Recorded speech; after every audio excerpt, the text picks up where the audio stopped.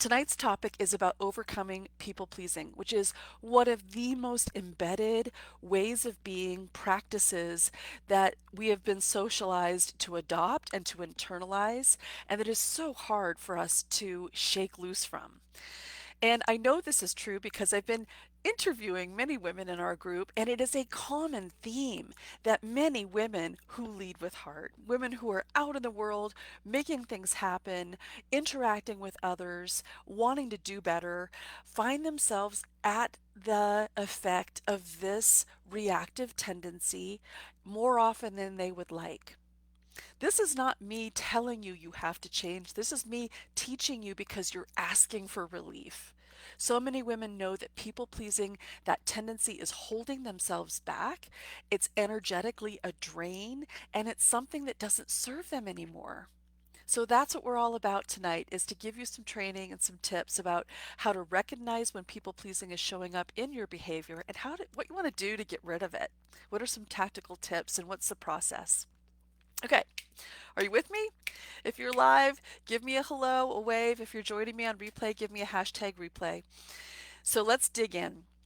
What is people pleasing and how does it show up? People pleasing is all about complying, being compliant, fitting in, shape shifting ourselves to please someone or something else or a social network or a certain culture where we want to fit in and we want to not make waves. It is hallmarked with going along to get along. It can show up in us saying yes when we really wished to say no, or when we're not really sure of what our wish is, but we say yes anyway. People pleasing can be whenever we will do something to make others happy. When we'll comply to their requests, when we'll do something that we know they'll approve of because we want that approval from them. It can show up as being cautious and conservative, of maybe not wanting to rock the boat at all, maybe not speaking up when we feel something is off, but we're afraid to make waves. It can show up as in many different ways, but mostly it is in us reading a situation and feeling like we want to make some amend to how we come across so that we receive the pleasure and the nod of approval and the acceptance, and being liked by others that are around us, whether it's our family of origin and our parents. We can get a lot of people pleasing triggers there. It can happen with our friend group, with our boss, with our companies, with our neighbors. It happens when we laugh at a joke that we don't think is really funny. These little demonstrations of how we want to sort of go along to get along or not stand out or not make somebody else feel uncomfortable. So we join them on their side of whatever it is, how they dress, how they speak, what they eat, what they laugh at, what they want to talk about. And we sort of collude because we want to make them feel comfortable. We want to fit in. We want to make things pacified. We don't want to rock the boat. Is this resonating for you? If you're here live and if you can relate to this, give me an I. I can say I. I am a recovering people pleaser and I know exactly where it came from. It came from my parents. Not that they gave me this, not that they told me to be this way. I adopted these behaviors to be accepted and praised by and well regarded and approved by them, my coaches, my principals, my teachers, the colleges that I wanted to get into, all of the behaviors that I adopted underscored this behavior of being pleasing to others, getting the grade, getting a gold star, doing what I'm told is all part of people pleasing. It's all part of the socialization that we've adopted that helped us actually become quite successful. And I want to call that out. To a certain level, people pleasing is actually a socially regarded skill that helps you be polite in social situations. It helps you put others at ease. It helps you make friends. It helps you be, socially acceptable. It's um, it's understood why we received the messages that we should behave in a certain way because it's how we've learned to adopt the politeness of society. The problem becomes when we start to veer off from knowing what we really want and only benchmark our feeling good based on what we think others approve of, and our fulfillment and our approval and our validation and our sense of safety and our sense of belonging doesn't come from within. After a while it comes from external sources, and then we're starting to constantly make sure that we're fitting in with all of these different social circles around us. And I mean that like in society, not just a friend group or a religious group or your work culture, but all of these. It's like spinning plates that are outside of ourselves that we're keeping going by adopting behaviors and ways of being and complying so that we fit in to let ourselves know that we're okay. Does that resonate for you? It's exhausting. So we know where it came from. It came from being socialized. It came from actually, it's like the land of high achievers. It's where we come from, is we learn how to become socially acceptable. We learn how to have good social skills. We learn how to um, relate to others. We learn how to smile at others. All of this is people pleasing in its nascent qualities. And what happens is it starts to lead us down into this fearful track of being afraid, right? It's a positive thing when we get good feedback, but then we start to become afraid of what would happen if we were to speak our mind or to say no or to reject an offer or to um, say what we really mean. We become afraid because we don't want to incite conflict or make somebody else feel bad or have somebody judge us poorly or um, create disapproval.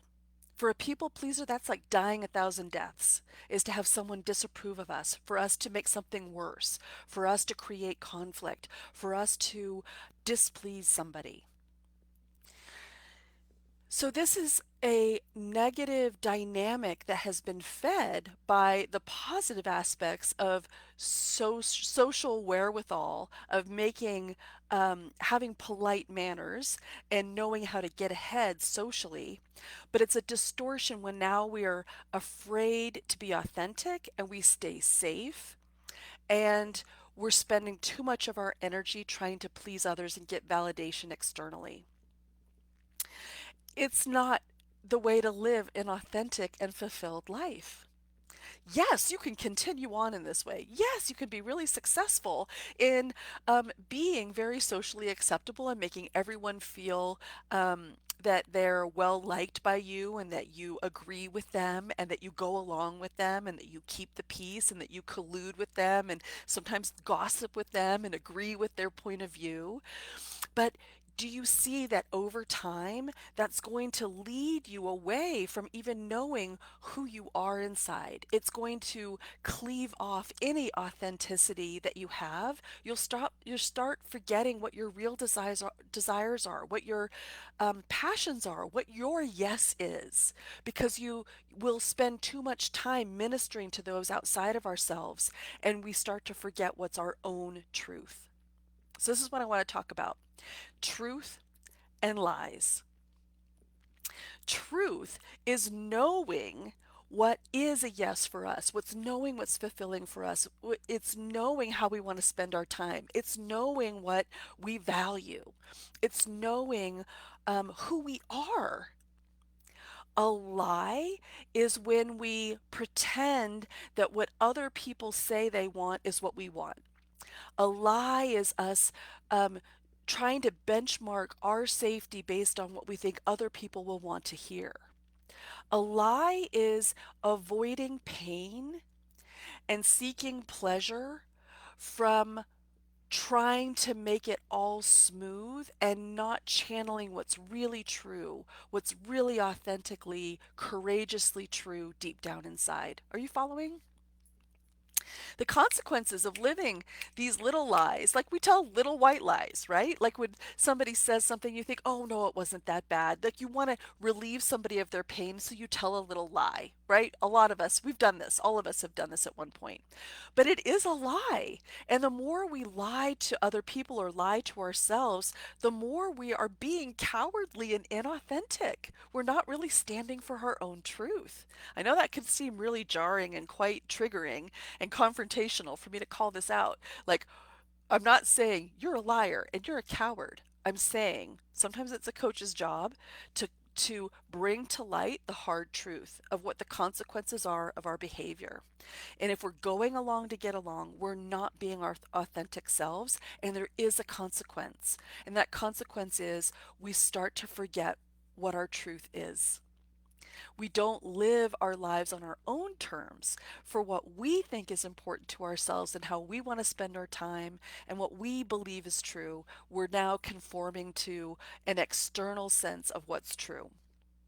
And it's selling ourselves out and it's selling ourselves short. Because if you think about it, if you're scurrying and hurrying really hard to have, people at church think a certain way about you, or your neighbors think a certain way about you, or your boss think a certain way about you, or your sister think a certain way about you, and your mother and your mother-in-law think certain ways about you, and you're scurrying and hurrying to shore up these impressions and say yes when you mean no, or to comply and to collude and to go along, if you do receive the external validation from all of these different groups, all of these different individuals, they are validating something that actually isn't the real you. So what's the point?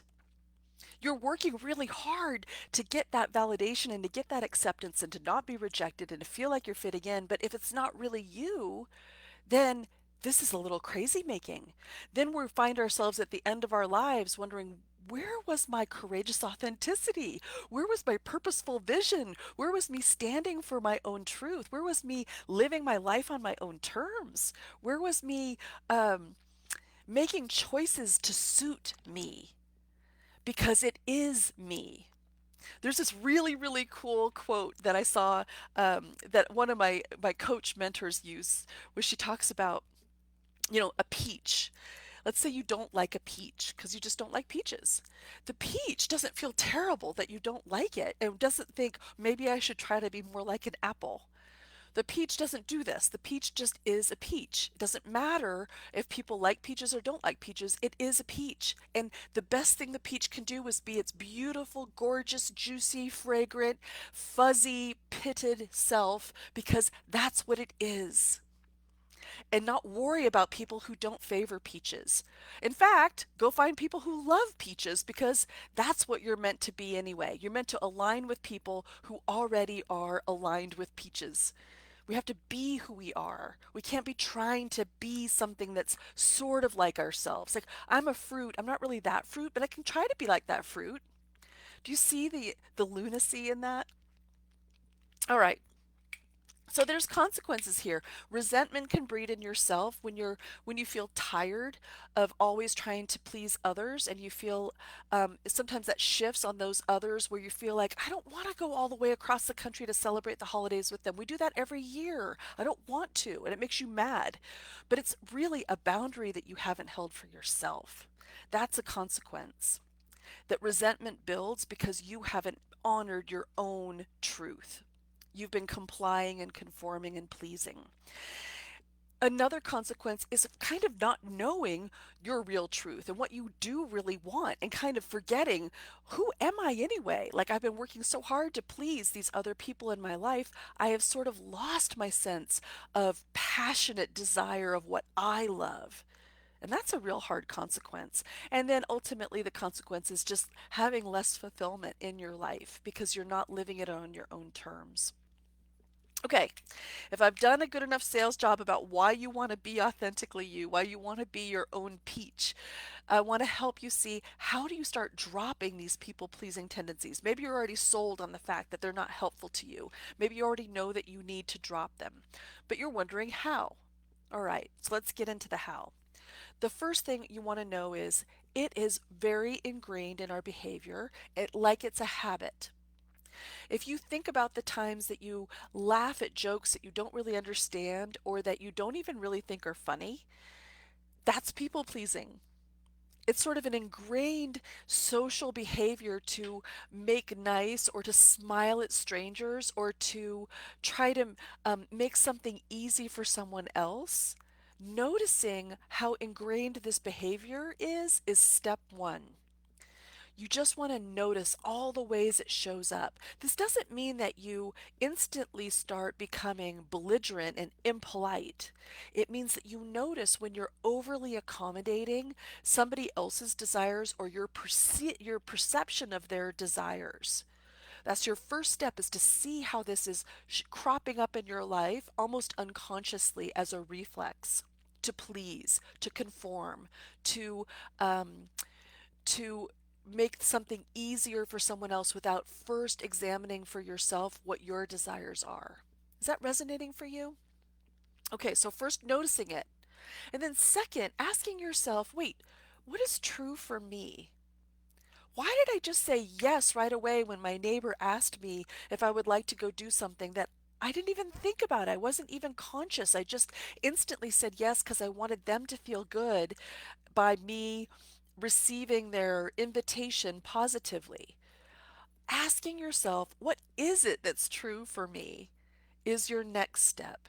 Even if you don't act on it, noticing the pattern and asking yourself the inquiry will create a shift organically. Just doing that, just noticing all the times that you're accommodating and allowing and making room and adjusting and saying yes when you mean no and smiling when you don't even feel like smiling, laughing when you don't feel like laughing, shape shifting. Noticing all of those is going to already have an impact on your more authentic self. And if you take it a step further by asking yourself, wait, what is true for me in this moment? What would be the authentic response? What am I feeling? Is going to take you even deeper. So you want to just ask yourself, what would a step towards that truth look like?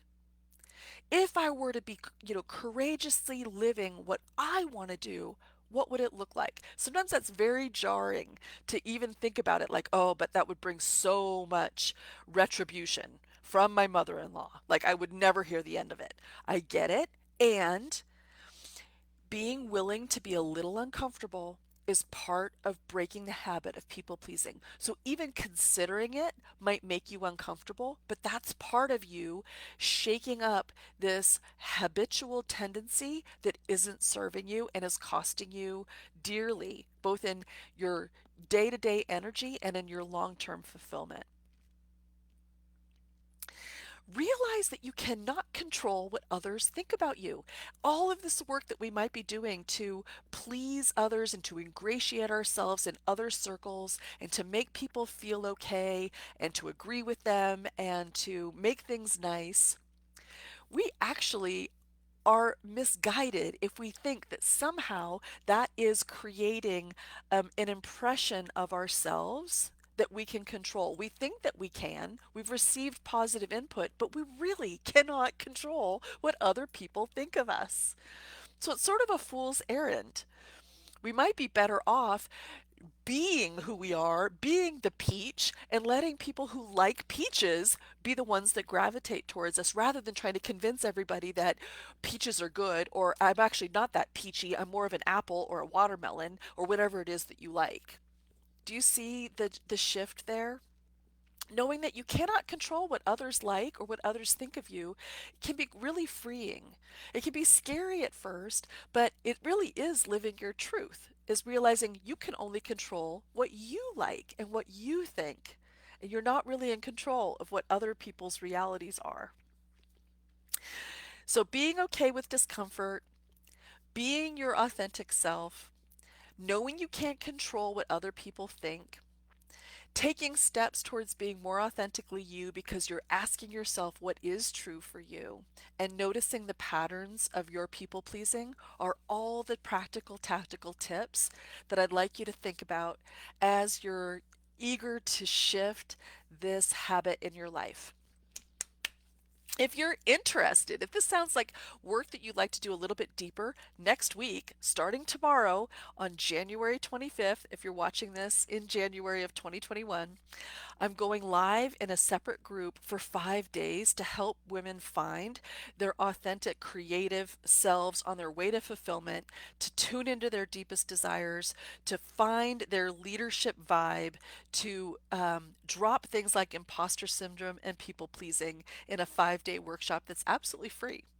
If you're interested, I'll post a link in the comments below for how you can join us because why not?